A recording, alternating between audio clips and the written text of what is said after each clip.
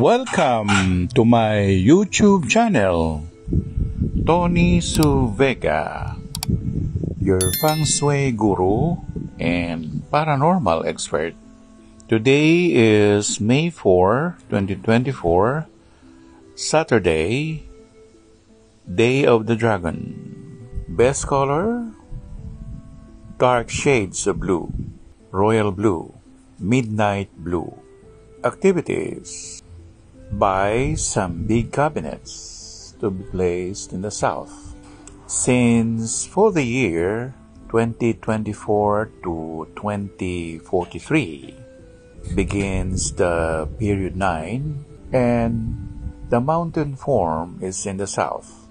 So energies going to the south must be one of the critical activities that should be done, especially on the day of the dragon and or on the day of the dog.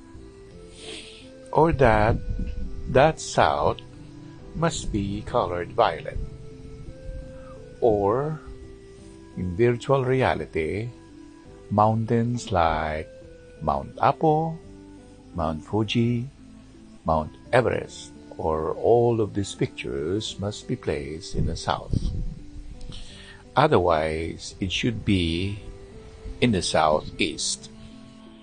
Ngayong araw na ito ay araw ng Sabado, Mayo 4, 2024, araw ng Dragon. Pinakamagandang kulay ang matitingkad na kulay asul. So kasama na ang midnight blue, royal blue, dark shades of blue. Sa panahon ng 2024 hanggang 2043, ang anyo ng bundok ay nasa papuntang katimugan. Kaya nga sa bahay natin, kailangan natin maglagay ng mataas na cabinet sa south para isimulate or kunin ang anyo ng bundok. At maganda rin ito dahil magiging stable ang takbo ng buhay, ng ekonomiya, ng kalusugan ng mga taong naninirahan doon. Kung hindi, manaka-naka, mamamasyal tayo papuntang south o timog. Dahil yon ay magpapatibay sa ating kalagayan bilang tao.